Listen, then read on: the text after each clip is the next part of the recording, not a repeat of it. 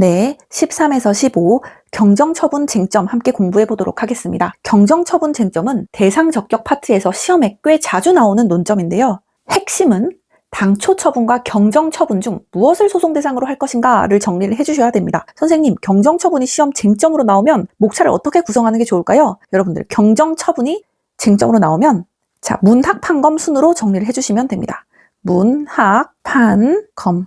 답안 구성 순서에 맞게 저도 교재를 문, 학, 판, 검 순으로 교재를 구성했고요. 검토 의견은 선생님 왜 빠져 있어요? 네, 검토 의견은 여러분들 어떻게 작성해 주시면 되냐면 판례 의견이 이러하기 때문에 판례의 의견은 타당하다 또는 판례의 입장이 논리적이다 이런 식으로 대법원 만세 이렇게 마무리 해주시면 되기 때문에 조금 간단하다고 느껴져서 뺐습니다. 판례의 의견을 정리를 잘 하시면 이거를 간단하게 요약을 해서 이러하게 보는 판례의 입장이 굉장히 타당하다 이렇게 써주시면 될 것 같습니다.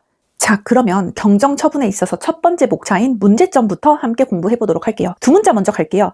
1분 뒤 감액 당장 항문. 1분 뒤에 처분을 감액한대. 그러니까 당장 또 항문 아프다며 감액되기 전에 얼른 항문 좀 고쳐. 네, 행정청이 일정한 처분을 한 뒤에 그 처분을 감축 또는 증액하는 경우 선행처분을 당초처분, 후행처분을 경정처분이라 한다. 이 경우 당초처분과 경정처분 중 어떤 것을 항고소송의 대상으로 하여야 하는지가 문제된다라고 해서 항문이 문제된다라고 마무리를 하고 있습니다. 행정청이 어떤 처분을 한 후에 그 처분의 내용을 감축하거나 증액하는 경우가 있겠죠. 예를 들어서 행정청이 세금을 100만 원을 부과를 했습니다. 그런데 알고 보니까 이거 내가 잘못 부과했네 라고 하면서 80만 원으로 감액을 할 수도 있고 근데 감축을 할 수도 있고 이거 내가 너무 덜 부과했네 라고 하면서 120만 원으로 증액시킬 수가 있겠죠. 이때 처분 내용을 변경하는 뒷부분에 나오는 처분이 바로 후행처분이 바로 경정처분이라는 겁니다. 그러면 최초에 100만 원으로 잘못 때린 세금 처분은 당초처분이라는 얘기를 하고 있는 거고요. 자, 그러면 여기서 문제가 생기는 게 뭐냐? 이게 그냥 내 80만 원이든 120만 원이든 그냥 내 시키는 대로 낼게요. 하라는 대로 할게요 라고 하면 문제가 안 되는데 나는 이 80만 원이든 100만 원이든 다 마음에 안 든다는 거예요. 그래서 나는 소송을 제기해야 되는데 지금 소송이 되는 처분을 무엇으로 해야 하는지가 문제가 된다는 겁니다. 당초 처분을 대상으로 해야 되는지 아니면 경정 처분을 대상으로 소송을 해야 하는지 지금 이 얘기가 바로 경정 처분 논점의 핵심 문제입니다. 그래서 이 부분의 문제점을 두 문자로 한번 정리를 해봤습니다. 1분 뒤 일정한 처분을 한 뒤에 감축 또는 증액하는 경우 선행처분, 즉 1분을 당초처분, 또 감액을 경정처분이라고 한다. 그래서 문제가 뭐다? 어떤 것을 항고소송의 대상으로 해야 하는지 이 항문이 문제다. 사실 제가 수험 공부를 할 때 이 경정처분의 문제점 학설 이거 공부하는 거 어렵지 않았어요. 문제점도 이해하기는 쉬웠는데 막상 답안을 쓰려고 하니까 이해한 것을 갑자기 문장으로 만들려고 하니까 손이 안 나가는 거예요. 그래서 안 되겠다. 나는 이 문제점까지도 외워야 되는 사람이구나. 문제점까지도 두 문자를 따야겠다. 왜냐하면 기계적으로 빨리 미친 듯이 써야 되는데 내가 이해한 내용을 바탕으로 문장으로 멋있게 쓰려고 하니까 그때 갑자기 답안을 시험장에서 쓰면 이게 안 나간다는 거죠. 그래서 저는 아예 그냥 외워버렸습니다. 경정처분 관련해서 내용이 나왔다. 경정이 뭐죠? 고치라는 거죠. 그럼 고치는 걸 나는 항문을 고친다고 생각했어요. 사실 제 친한 친구가 지금 항문이 진짜 안 좋아서 항문 수술을 학교 다닐 때부터 계속 하던 애가 있었거든요. 그래서 그 친구하고 친해서 그냥 장난으로라도 야, 너 이번엔 항문 수술 안 하냐? 이렇게 하기도 했는데 경정처분이 나오면 고쳐라, 항문을 고쳐라 라고 생각을 했어요. 항고소송의 대상이 되는 게 문제된다라고 해서 그리고 항문 수술을 해 언제? 1분 뒤 이렇게 연결을 지켰습니다. 그래서 1분 뒤부터 이제 시작하는 두 문자를 아예 외워버린 거죠. 1분 뒤 감액이 있을 예정이니까 너 당장 항문 수술해. 네 항문 안 좋아서 제대로 앉을지도 못하잖아. 그래서 맨날 어기적 하면서 걸었잖아. 그러니까 고쳐. 뭐를? 항문을. 언제? 1분 뒤에 당장. 지금 1분 뒤에 감축 또는 증액 처분이 내려올 거야. 1분 뒤에 감액을 하니까 당장 항문 수술을 해. 경정처분의 문제점 두 문자는 뭐다? 1분 뒤 감액, 당장 항문. 1분 뒤에 감액되니까 당장 항문 수술해. 두 번째 학설입니다. 이 학설 부분은 학설 이름이 굉장히 많아서 은근히 헷갈리고 몇 개를 빼먹기도 해요. 지금 이 학설이 보시면 5개잖아요. 이 5개를 이야기 하나로 묶어서 얘기를 하려고 해요. 그러면 이 학설 5가지 중에서 하나라도 빼뜨릴 수가 없게 묶어서 이야기를 만들어 드릴 테니까 한번 두 문자 먼저 보도록 하겠습니다. 병흡, 역병. 다시 병흡, 역병. 이 5개의 학설을 순서대로 한번 보도록 하겠습니다. 첫 번째 학설, 당초처분과 경정처분은 별개의 소송이라는 병존설. 두 번째, 당초처분은 경정처분에 흡수되어 경정처분만이 항고소송의 대상이 된다라는 흡수설.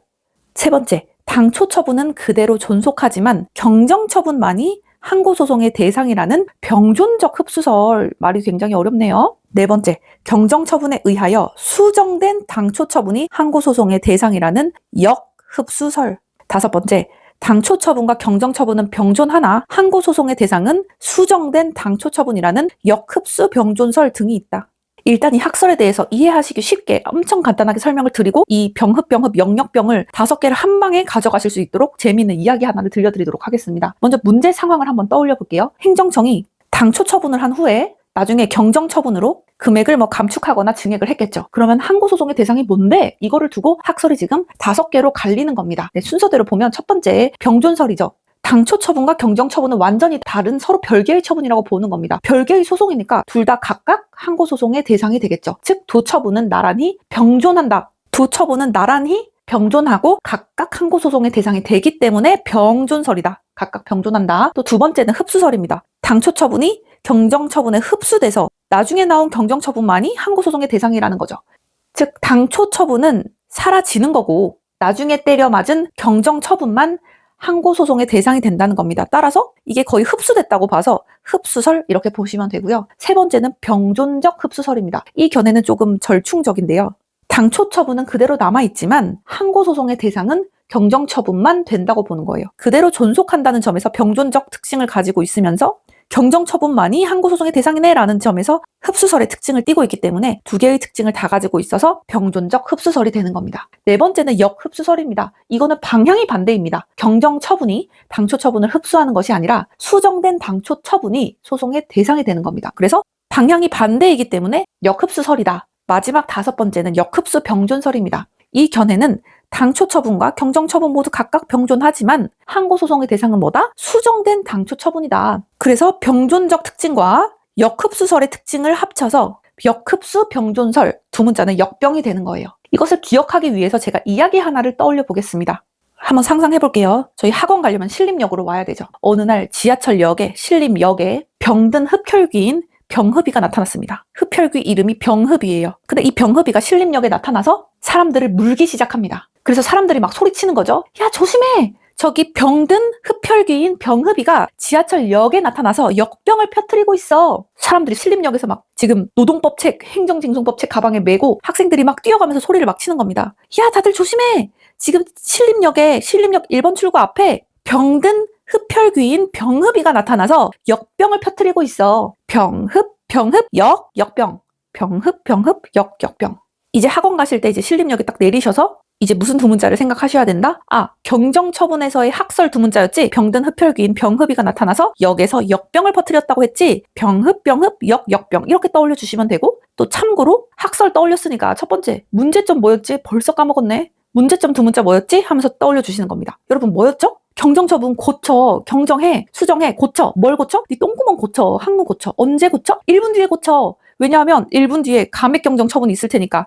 감액 아니에요. 감축과 증액을 합친 겁니다. 1분 뒤에 감액 처분이 있을 테니까 당장 항문 고쳐. 그렇게 가방 들고 신림역에서 어기적 걷다가 병흡이한테 딱 물려가지고 역병 걸릴 수도 있어.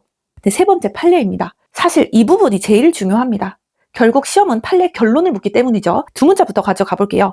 증흡 감당 전제당, 증흡 감당 전제당, 증흡 감당 전제당. 한번 읽어보도록 하겠습니다. 판례는 증액 경정 처분이 있는 경우 당초의 신고나 결정은 증액 경정 처분에 흡수됨으로써 독립한 존재 가치를 잃게 되므로 원칙적으로는 증액 경정 처분만이 항고소송의 심판 대상이 된다. 두 번째, 반면에 감액 경정 처분은 증액 경정 처분의 경우와는 달리 당초 처분의 전부를 취소하고 새로이 처분을 한 것이 아니라 당초 처분의 일부 효력을 취소하는 처분으로 항고소송의 대상은 경정 처분으로 감액되고 남은 당초의 처분이라는 것이 판례의 태도이다. 따라서 전치 절차나 제소 기간의 준수 여부도 경정 처분을 기준으로 할 것이 아니라 뭐다? 당초 처분을 기준으로 하여야 한다. 쉽게 예를 들면 첫 번째, 증액 경정 처분이 있는 경우 세금이 100만 원이었는데 120으로 증액 경정 처분을 한 경우에는 100만 원짜리 처분은 120만 원짜리 처분에 흡수됨으로써 존재 가치를 잃게 된다. 따라서 120만 원짜리 후행 처분만이 항고소송의 심판 대상이 된다는 얘기고요. 반면에 감액 경정 처분, 100만 원짜리 처분을 때렸다가 80만 원으로 감액한 경우에는 증액 경정 처분과는 달리 당초 처분의 일부 효력을 취소하는 처분이니까, 즉 100만 원에서 20만 원 정도를 취소하고 80으로 만든 거니까 항고소송의 대상은 뭐다? 경정처분으로 감액되고 남은 당초의 처분이다. 즉 항고소송의 대상은 80만 원이다. 이게 판례의 태도라는 거죠. 따라서 전치 절차나 제소 기간의 준수 여부도 경정처분을 기준으로 할 것이 아니라 판례의 태도에 따라서 당초 처분을 기준으로 하여야 한다라고 하고 있습니다. 보시면 아시겠지만 핵심 키워드 앞에 두 문자를 땄거든요. 증액 경정처분이 있는 경우는 흡수돼. 반면에 감액 경정처분은 뭐야? 감액되고 남은 당초의 처분이 판례의 태도야. 따라서 전치 절차나 제소 기간의 준수 여부는 뭐다? 당초 처분을 기준으로 해야 해. 이 내용을 충분히 설명을 이해하시고 이 두 문자를 기억해 주세요. 증흡 감당 전제당, 증흡 감당 전제당. 그리고 제가 방금 마지막으로 말씀드린 것처럼 증액 경정 처분은 흡수됐지, 감액 경정 처분은 당초의 처분이 판례의 태도지, 감액되고 남은 당초의 처분이 판례의 태도였지. 그래서 전치 절차나 제소 기간 준수 여부도 당초 처분 기준으로 해야지 라고 중얼중얼 거리신 다음에 이제 이렇게 현출하는 연습을 해보시면 됩니다. 길게 늘어뜨리는 연습. 늘어뜨리되 핵심을 정확히 포함하고 핵심 키워드 이거 다 들어가야죠. 그래서 이렇게 멋지게 늘리는 연습하면서 몇 번 피드백 과정을 거치시면 충분히 거의 비슷하게 만드실 수 있습니다. 핵심은 뭐다? 이해를 하자. 이해를 하고 두 번째, 증흑 감당 전제당 이거 7글자 외우자. 그리고 중얼중얼 해보자. 중얼중얼 해본 다음에 이렇게 현출을 해보고 한번 보면서 피드백을 해보자. 그러면 이거 판례 되게 길게 느껴졌지만 어느 순간 다 암기가 된 것을 확인하실 수 있을 거예요. 그리고 아까도 말씀드렸지만 검토 의견은 어떻게 쓰시면 된다? 증액경정 처분의 경우에는 당초 처분은 증액경정 처분에 흡수되니까 증액경정 처분만이 항고소송의 심판 대상이 된다. 그리고 된다라고 본 판례의 입장이 논리적이고, 또한 감액경정 처분은 당초 처분의 일부를 취소하는 데 불과하니까 감액된 당초 처분이 소의 대상이라고 본 판례의 입장이 굉장히 타당하다. 이렇게 쓰면 검토 의견도 마무리가 됩니다. 여러분, 경정처분 문제점 뭐다? 고치는 거 문제가 뭐였죠? 항문을 고치라고, 항문을. 이 문이 문제점의 문이잖아요. 항문이. 항고소송의 대상으로 해야 되는지가 문제된다. 항문이 뭐였지 하시면 안 돼요. 진짜 똥구멍을 의미하는 항문이 아니잖아요. 항고소송의 대상으로 하여야 하는지가 문제된다. 문이니까 문제점. 문 하면 항문 이렇게 떠올리세요. 항문을 고쳐라. 언제 고쳐? 1분 뒤에 당장 고쳐. 이렇게 암기를 해주시고, 그 다음에 학설은 뭐였다? 지금 신림역에 병이 든 흡혈귀인 병흡이가 나타났다. 그래서 막 사람들을 물면서 역병을 퍼뜨리고 있다. 이거를 학원에 가실 때마다 생각을 해주시고, 판례는 증흡 감당 전제당, 제가 예시 들어드린 거 굉장히 쉽죠. 100만 원을 가지고 한번 속으로 이렇게 머릿속으로 생각을 해보시면서 증흡 감당 전제당 이거 7글자만 가져가 주시면서 검토 의견은 뭐다? 이러이러해서 굉장히 판례 훌륭하네. 대법원 입장 굉장히 맞습니다. 옳습니다. 라고 마무리해 주시면 될 것 같아요. 네, 이번 논점은 행정쟁송에서 정말 중요한 논점, 바로 원처분주의입니다. 이거는 시험에서도 거의 공식처럼 물어보는 개념이라서 두 문자로 정확히 개념을 잡아 가셔야 합니다. 두 문자 먼저 보도록 하겠습니다. 원제소, 원원제제. 다시 한번 원제소, 원원제제. 원처분주의에 대한 개념은 뭐다? 원제소, 원원제제. 원제소, 원원제제. 원제소, 원원제제. 한번 개념을 함께 읽어보도록 하겠습니다. 원처분주의란 원처분과 재결에 대하여 다같이 소를 제기할 수 있도록 하되, 원처분의 위법은 원처분 취소, 무효 확인 소송에서만 주장할 수 있고, 재결 취소, 무효 확인의 소에서는 원처분의 하자가 아닌 재결에 고유한 하자에 대하여만 주장할 수 있도록 하는 제도를 말한다. 이 개념이 굉장히 중요한 개념이기 때문에 함께 살펴보도록 하겠습니다. 원처분주의가 뭔데? 행정심판을 거치고 나면 행정청의 원처분이라는 게 있고 심판기관의 재결이 있습니다. 자, 그러면 소송을 할 때 문제가 생깁니다. 원처분을 다툴 거야? 아니면 재결을 다툴 거야? 우리 법은 이렇게 정리를 합니다. 원처분과 재결에 대해서 둘 다 소송 제기 가능해. 하지만 중요한 제한이 하나 있는데요. 각각 따질 수 있는 하자가 다르다는 겁니다. 선생님, 그게 무슨 말이에요? 원처분 취소 소송에서는 원처분의 위법을 주장할 수 있습니다. 이거는 너무 당연하죠. 그래서 두 문자가 원원입니다. 그래서 원처분의 위법은 원처분 소송에서만 주장할 수 있다는 거. 그 다음은 재결 취소 소송인데요. 여기서 많은 학생들이 헷갈립니다. 재결 취소 소송에서는 원처분의 하자를 주장할 수 없습니다. 왜냐하면 재결 소송은 재결 그 자체를 다투는 소송이기 때문입니다. 그래서 여기에서는 오직 재결에 고유한 하자에 대하여만 주장을 할 수 있다. 그래서 두 문자가 제제입니다. 재결 소송에서는 재결의 고유하자만 다룰 수 있어. 그래서 이 구조를 두 문자로 묶으면 어떻게 된다? 원제소, 원원제제. 원제소가 뭐라고요? 원처분과 재결 둘 다 소송이 가능해. 하지만 원처분의 하자는 오직 원처분 소송에서만 다루고 재결 소송에서는 오직 재결 고유하자만 다룰 수 있어. 다시 한번 정리하면 뭐다? 원처분주의란 거는 원처분과 재결 모두 소송 대상이 가능해. 하지만 원처분의 하자는 원처분 소송에서만 주장이 가능하고 재결 소송에서는 재결 고유의 하자만 주장할 수 있다. 그래서 뭐다? 원재소, 원원제재, 원재소, 원원제재. 여러분, 원처분주의 다음에 제가 그냥 바로 재결주의를 가지고 왔는데요. 원처분주의랑 재결주의를 이렇게 연이어서 바로 구성한 이유가 뭐냐? 보시면 아시겠지만 중요도가 재결주의는 하나고 B급이고 원처분주의는 제가 S급으로 뽑았습니다. 즉 재결주의보다 원처분주의가 시험에 쟁점으로 나올 가능성이 압도적으로 높다는 거죠. 원처분주의가 쟁점으로 나오면 재결주의를 활용해서 써주시면 답안 구성이 훨씬 훌륭하게 보이기 때문에 제가 재결주의를 원처분주의 바로 뒤에 붙였습니다. 선생님, 그러면 원처분주의가 쟁점으로 나오면 답안을 어떻게 써야 되나요? 원처분주의가 쟁점으로 나오면 답안 구성의 정답이라는 거는 없지만 저는 이거를 추천합니다. 가장 먼저 문제점을 쓴다. 문제점. 그리고 두 번째로 개념. 이 개념에 들어갈 게 지금 저희가 공부를 한 거예요. 첫 번째, 개념 첫 번째. 원처분주의가 뭔데? 뭐라고 했죠? 저희가 공부했죠?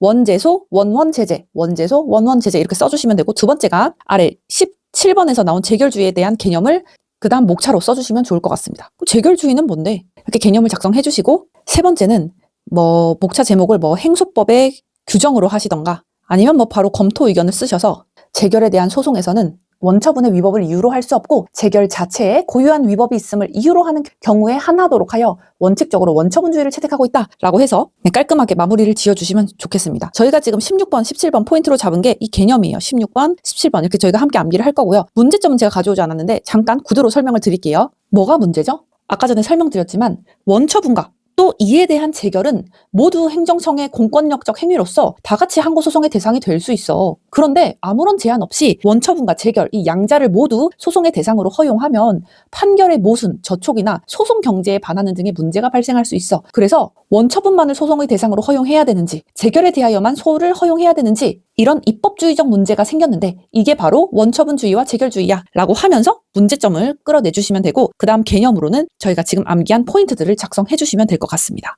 네, 원처분주의와 재결주의를 공부를 하면 문제점이 이렇게 다 자연스럽게 문장으로 현출이 되기 때문에 굳이 이 아까운 200포인트에서 넣지는 않았습니다. 그럼 재결주의 한번 암기를 해보도록 할게요. 재결주의의 개념 두 문자 먼저 보도록 하겠습니다. 원불재, 원재주, 원불재, 원재주, 원불재, 원재주. 아까 원처분주의 두 문자 뭐였죠? 원재소, 원원제재.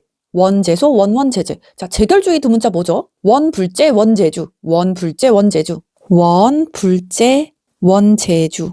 한번 개념 읽어보도록 하겠습니다. 재결주의란 원처분에 대하여는 재소 자체가 허용되지 아니하고 재결에 대하여서만 재소를 인정하되 재결 자체의 위법뿐만 아니라 원처분의 위법도 재결 취소 소송에서 주장할 수 있도록 하는 제도를 말한다. 즉 재결주의의 기본 구조가 뭐라는 거예요? 행정 심판을 거친 뒤에 소송을 제기할 때 원처분에 대해서는 소송 제기할 수 없어. 재결에 대해서만 소송을 제기할 수 있어. 즉 소송의 대상이 재결 하나로 집중되는 게 재결주의라는 겁니다. 재결주의의 첫 번째 특징이 뭐라고요? 원처분에 대해서는 소송 자체가 허용되지 않는다. 그래서 두 문자가 원불재인 겁니다. 원처분에 대해서는 소송 자체가 허용되지가 않아. 불가능해. 오직 재결에 대하여만 재소가 인정돼. 원처분은 소송 불가, 재결만 소송 가능, 원불재. 자, 그 다음에 특징이 하나 더 있는데요. 재결주의에서는 재결 자체의 위법뿐만 아니라 원처분의 위법도 재결 취소 소송에서 주장할 수 있다. 즉, 둘 다 주장할 수 있다는 거죠. 이게 원처분주의와 가장 큰 차이입니다. 그래서 두 문자가 원재주입니다.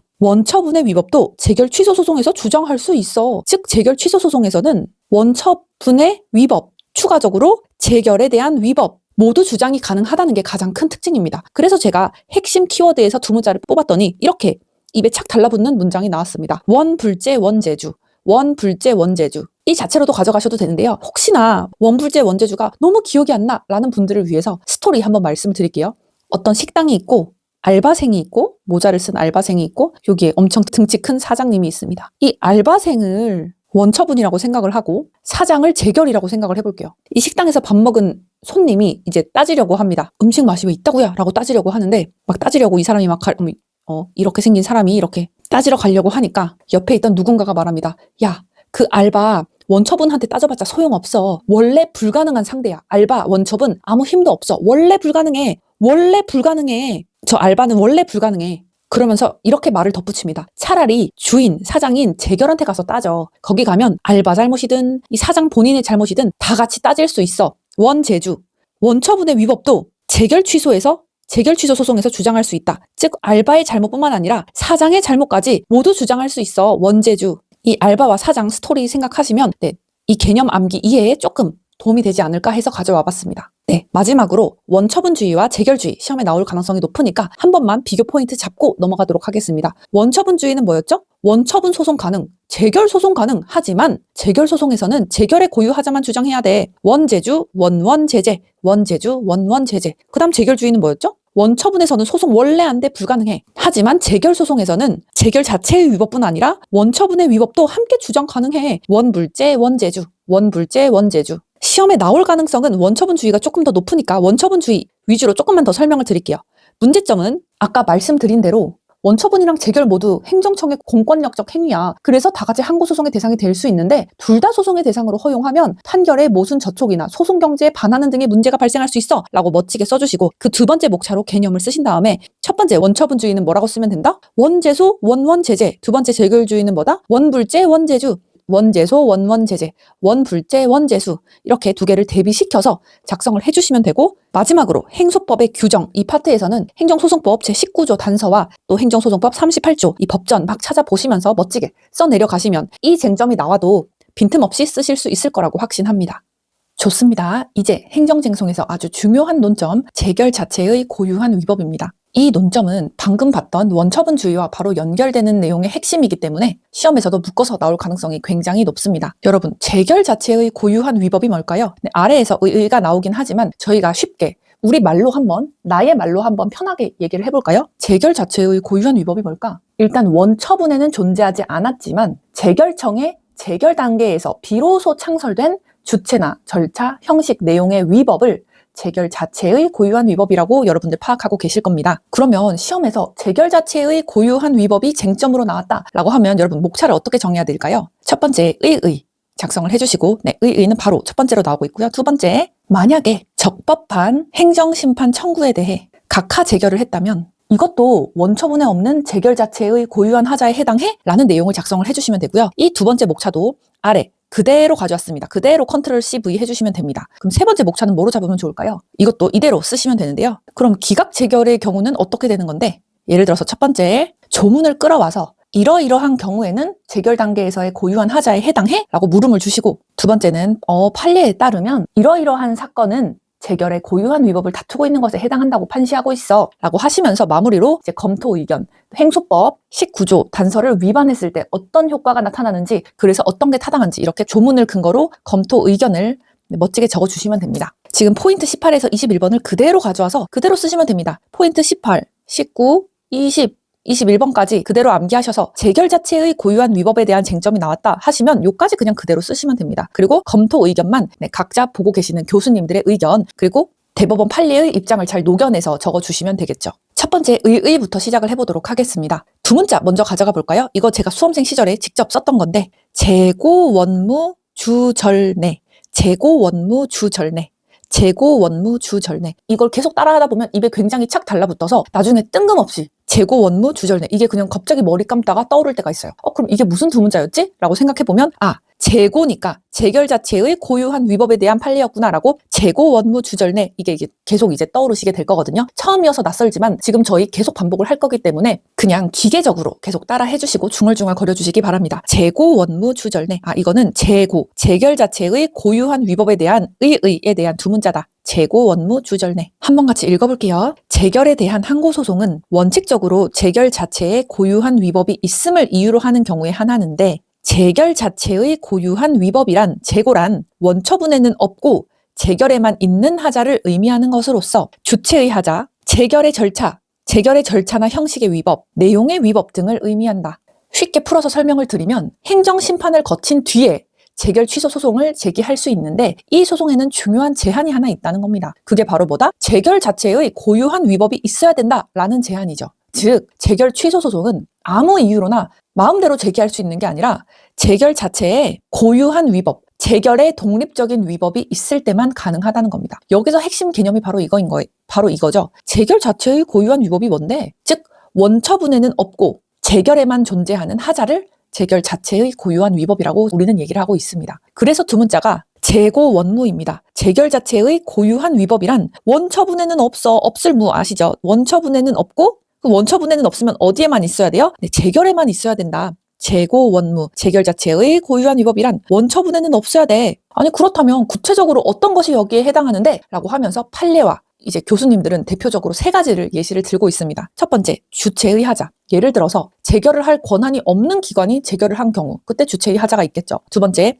재결의 절차나 형식의 위법. 예를 들어서 심판 절차를 지키지 않았다거나 재결서 형식이 위법한 경우입니다. 이럴 경우에도 절차와 형식의 위법이 있겠죠. 세 번째, 내용의 위법입니다. 예를 들어서 재결 내용 자체가 법에 위반되는 경우 내용의 위법에 해당합니다. 그래서 이 3가지를 두 문자로 묶어서 주, 절, 내로 땄습니다. 주체의 하자, 절차, 형식의 하자, 내용의 위법. 다시 주, 절, 내가 어떤 거다? 첫 번째, 주체의 하자. 두 번째, 절차나 형식의 위법. 세 번째, 내용의 위법, 주, 절매. 그래서 이 전체를 하나의 두 문자 문장으로 가져오면 이렇게 되는 겁니다. 재고, 원무, 주, 절내. 재고, 원무, 주, 절내. 재결 자체의 고유한 위법이란 원처분에는 없고 재결에만 있는 하자를 의미하는 것으로서 주체의 하자, 재결의 절차나 형식의 위법, 내용의 위법을 의미한다. 재고, 원무, 주, 절매. 재고, 원무, 주, 절내. 재결 자체의 고유한 위법의 뭐야? 벌써 다 외워버렸죠? 저 앞에서부터 누적 복습 한번 해볼게요. 가장 잘 나오는 것끼리 묶일 것 같아서 앞에서부터 끌어와서 누적 복습을 하겠습니다. 여러분들, 원처분주의 개념 뭐였죠? 원제소, 원원제재. 원처분주의는 원제소, 원원제재. 그 다음에 재결주의의 개념도 저희 공부했었죠. 재결주의는 뭐다? 원불제, 원제주. 원불제, 원제주. 그러면 재결 자체의 고유한 위법은 뭐다? 재고, 원무, 주절내. 재고, 원무, 주절내. 지금까지 들으신 여러분들 두 문자 스타일 아시겠죠? 되게 리듬감이 있습니다. 원제소, 원원제재, 재고, 원무, 주절내 이런 식으로 리듬형 구조이기 때문에 여러분들 기억에 굉장히 오래 남을 수 있습니다. 시험이 끝나고 한참 뒤에도 뜬금없이 그런 두 문자 문장이 생각날 수 있거든요. 그때 좀 소름 돋을 수 있지만 일단 합격까지는 이 두 문자 모두 가져가도록 하겠습니다. 재고, 원무, 주절내. 두 번째, 적법한 행정심판 청구에 대한 각하 재결. 아니 적법한 행정심판 청구를 했는데 각하를 했다고? 네, 이 논점은 재결 자체의 고유한 위법에서 판례로 꼭 나오는 사례입니다. 수험생들이 자주 헷갈리는데 두 문자로 먼저 정리를 하고 갈게요. 요구각, 옷판박, 재고소. 다시 요구각, 옷판박, 재고소. 요구각, 옷판박, 재고소. 먼저 읽고 나서 제가 상황 설명을 조금 드리도록 할게요. 행정심판 청구에 적법 요건을 구비하였음에도 불구하고 행정심판위원회가 부적법하다고 판단하여 각하 재결을 한 경우 당해 각하 재결의 내용상 하자는 행정심판 요건을 잘못 판단한 것으로서 이는 재결 단계에서 원고의 실체적 심리를 받을 권리를 박탈한 고유한 하자로서 원처분에 없는 재결 자체의 고유한 하자에 해당한다. 따라서 재결에 대하여 취소 소송을 제기할 수 있다. 어떤 사람이 행정심판을 제기했습니다. 근데 이 사람은 행정심판의 요건을 모두 완벽하게 갖췄습니다. 청구 기간도 지켰고 청구인 적격도 맞고 대상도 맞았어요. 완전히 적법한 행정심판 청구를 했는데 행정심판위원회가 이렇게 말하는 거예요. 아 이거 요건이 좀 안 맞는 것 같아. 부적법하네. 각하. 이렇게 하는 거예요. 아니 요건을 갖춘 심판 청구인데 행정심판위원회가 각하 재결을 해버린 겁니다. 그래서 두 문자를 일단 요구각이라고 했어요. 적법 요건을 구비했는데 각하 재결을 했다는 거예요. 이러한 경우, 요구각의 경우인데 이런 일이 왜 생겼느냐라고 생각을 해보면 행정심판위원회가 행정심판 요건을 잘못 판단한 거죠. 그들의 잘못인 거죠. 그래서 두 문자가 오판입니다. 행정심판 요건을 잘못 판단을 한 거예요. 오판을 한 거예요. 아니 오판을 해버리면 원래는 본안 심리를 받아야 할 사건인데 이 사람은 심리를 받을 기회 자체가 사라지는 거죠. 즉 원고의 실체적 심리를 받을 권리가 그 자체로 박탈되는 겁니다. 각하당했으니까. 즉 오판으로 인해서 원고는 뜬금없이 실체적 심리를 받을 권리를 박탈당하게 된 겁니다. 여기까지만 보면 요구각 오판박이죠. 요건을 구비했는데 각하당했다고? 이거는 행정심판 요건을 오판한 것으로서 나의 권리를 박탈한 거야. 요구각 오판박. 사실 이 요구각 오판박만 아시면 문장을 길게 늘려서 쓰실 수 있습니다. 뒤에 재고소 볼까요? 그럼 요구각 오판박이 뭐야? 어디에 하자야? 라고 하면 이거는 원처분의 하자가 아니죠. 재결 단계에서 생긴 문제이기 때문에 판례는 이렇게 얘기를 합니다. 이거는 원처분에는 없는 재결 자체의 고유한 하자야. 따라서 이 재결에 대해서 취소 소송을 제기할 수 있어. 요구각 오판박 상황이니까 너는 재고소를 할 수 있어 라고 되는 겁니다. 요구각 오판박이기 때문에 뭐다? 재고소를 할 수 있다. 이거는 재결 자체의 고유한 하자로서 재결에 대해서 취소 소송을 걸 수 있는 거야. 전체 두 문자를 한번 읽어보도록 할게요. 요구각 오판박 재고소. 요구각 오판박 재고소. 한 번 더. 요건을 구비했는데 각하했다고? 이거는 오판한 것으로서 나의 권리를 박탈한 거야. 즉 이것은 재결 자체의 고유한 하자로서 나는 취소 소송을 제기할 수 있어. 요구각, 오판박, 재고소. 이 부분이 거의 재결 고유하자 문제에서 거의 단골로 나오는 파트이기 때문에 정확히 두 문자를 암기를 해주시고 이 두 문자로 문장이 최대한 비슷하게 현출이 되는지 반복해서 숙지해 주시기 바랍니다. 저희 지금까지 공부한 거 원처분주의, 재결주의, 그리고 재결 자체의 고유한 위법과 각하 재결 판례 한번 쭉 이제 교재 보지 마시고 한번 암기 같이 해볼까요? 원처분주의의 개념 뭐였죠? 원처분주의였으니까 원재소, 원원제재. 그 다음 재결주의의 개념 뭐였죠? 원불재, 원재주, 원불재, 원재주. 그 다음 재결 자체의 고유한 위법, 재결 자체의 고유한 위법에 대한 뭐였죠? 재결 자체의 고유한 위법이었으니까 재고, 원무, 주절내, 재고, 원무, 주절내. 자, 그리고 지금 각하 재결 판례. 두 문자 뭐였죠? 요구각, 오판박, 그래서 재고소할 수 있어. 요구각, 오판박, 재고소. 요구각, 오판박, 재고소. 네, 지금부터는 재결 자체의 고유한 위법에서 기각 재결 판례에 대해서 공부해 보도록 하겠습니다. 네, 첫 번째 판례입니다. 두 문자부터 가져갈게요. 정기고, 불불직사. 정기고, 불불직사. 가수 정기고 아시죠? 정기고, 불불직사. 일단 내용을 먼저 읽어보도록 하겠습니다. 원처분이 정당하다고 판단하여 원처분과 동일한 이유로 원처분을 유지하는 기각 재결은 원처분에는 없는 재결 자체의 고유한 하자로 볼 수 있다. 다만 재결 단계에서 불고불리의 원칙, 불이익 변경 금지의 원칙, 직권심리주의, 사정재결의 요건 등을 위반한 경우에는 재결 단계에서의 고유한 하자에 해당한다. 이 내용을 어려워하시는 분들이 많기 때문에 조금만 부연 설명을 드릴게요. 행정심판을 했는데 행정심판위원회가 이렇게 판단합니다. 아, 이거 원처분 맞네. 그래서 원처분을 그대로 유지하는 기각 재결을 합니다. 즉 원처분과 동일한 이유로 기각을 한 거죠. 이런 경우에 판례는 어떻게 보느냐? 이 원처분 맞네 라는 행정심판위원회의 판단을 재결 자체의 고유한 하자로 보지 않습니다. 왜냐면 재결이 새롭게 위법을 만든 게 아니잖아요. 그냥 원처분의 판단을 그대로 반복한 것일 뿐입니다. 그래서 두 문자가 정기고입니다. 원처분이 정당하다고 판단했기 때문에 원처분을 유지하는 기각 재결을 한 경우 이 기각 재결은 뭐다? 원처분에 없는 재결 자체의 고유한 하자가 아니다라는 거죠. 다시 한번 원처분이 정당하기 때문에 기각 재결을 했다면 이건 뭐다? 재결 자체의 고유한 하자가 아니다. 그냥 원처분 판단을 그대로 반복했을 뿐이다 라는 겁니다. 그래서 정기고까지 나왔는데 여기서 중요한 예외가 뒤에 나오게 됩니다. 재결 과정에서 재결 단계의 원칙을 위반하면 그때는 재결 고유의 하자가 됩니다. 이 대표적인 것이 네 가지인데요. 첫 번째는 불고불리의 원칙입니다. 행정심판에서는 청구인이 주장하지 않은 사항으로 불리하게 판단하면 안 된다는 겁니다. 그래서 불고불리의 원칙. 두 번째,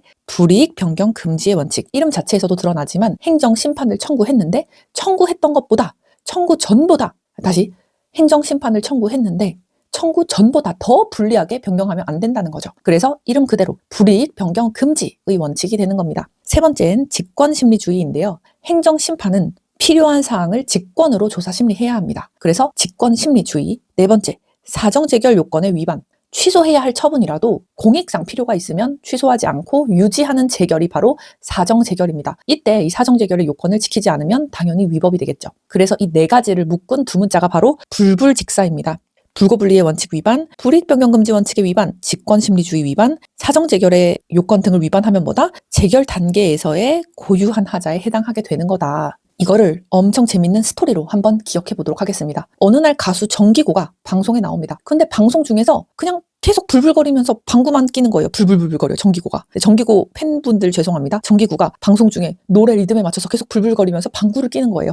근데 정기고는 사람들이 안 듣고 있다고 생각하지만 이미 방송에 있는 모든 사람들이 다 듣고 있는 거죠. 그래서 이 불불거리는 정기고 방구 소리를 들으면서 사람들이 말합니다. 아, 좀 민망하네. 민망한 정도네. 정기고 자체의 고유한 하자, 고유한 문제는 아니야. 그래, 사람들 방송 중이라도 급하면 방구 낄 수 있지. 그래서 정기고가 불불거리는 거는 고유한 하자로 볼 수 없다. 근데 갑자기 상황이 커집니다. 이 정기고 씨가 불불거리다가 찍 하고 똥을 싸버립니다. 방송 중에 노래 부르다가 불불거리는 걸 넘어서서 진짜 똥을 찍 싸버리는 거죠. 그러자 사람들이 말합니다. 아, 이거는 진짜 사고다. 방송 사고다. 이 정도면 정기고 고유한 하자 맞다. 아니 불불거리는 것까지는 정기고의 고유의 하자 아니야. 이해해 줄 수 있어. 라고 했는데 방송 중에 찍 하고 똥을 싸버린다고? 이거는 정기고의 고유한 하자다. 라고 해서 정기고 불불직사입니다. 재결 자체의 고유한 위법에서 기각재결 판례는 뭐다?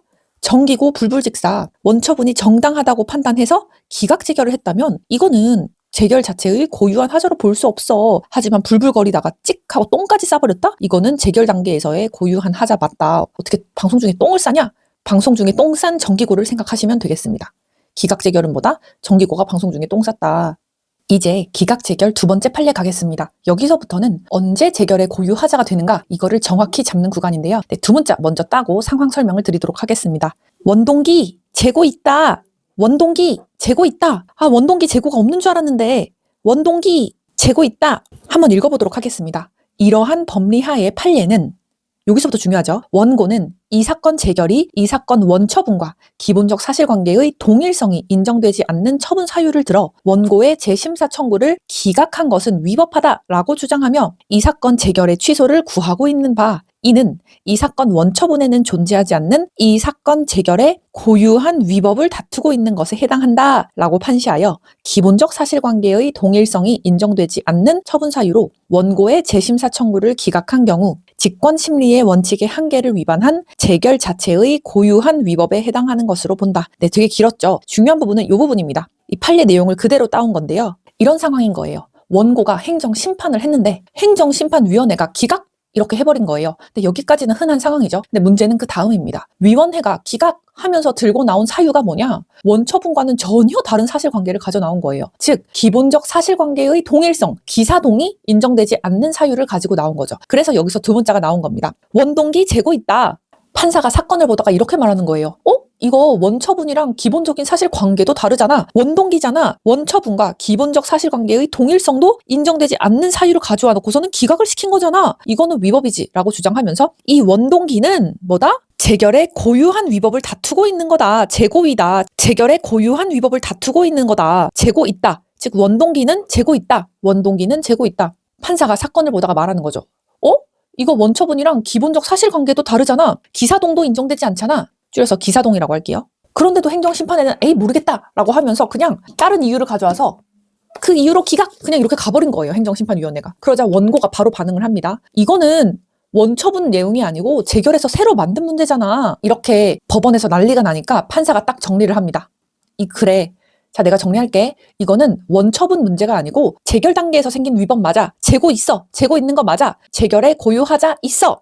재고 위다. 이렇게 되는 거예요. 이 판례의 핵심은 하나입니다. 기본적 사실관계의 동일성이 없는 사유로 기각하면 뭐다? 위법이다. 왜냐하면 행정심판은 직권심리주의가 적용되지만 아예 다른 사실관계를 새로 만들어서 판단하는 거는 아예 허용되지 않는 거기 때문이죠. 직권심리주의의 한계를 넘어선 겁니다. 즉 결론이 뭐다? 재결 자체의 고유한 위법에 해당한다. 재결 취소 소송이 가능하다. 두 문자 최종 정리해볼게요. 원동기 재고 있다. 원처분과 기사동이 없는데도 기각 재결을 했다면 재결의 고유하자를 인정하겠다. 재결의 고유한 위법을 다투고 있는 것에 해당한다. 원동기 재고 있다. 자, 앞에 있던 판례랑 연결해서 반드시 묶어서 함께 가져가도록 할게요. 위의 판례 뭐였죠? 정기고 불불직사. 정기고 불불직사. 그리고 두 번째 판례는 뭐다? 원동기 재고 있다. 원동기 재고 있다. 시험에서 기본적 사실관계의 동일성 없음, 기사동 없음 이런 문장이 나오면 자동으로 재결의 고유하자가 머릿속에 반사적으로 떠오르셔야 됩니다.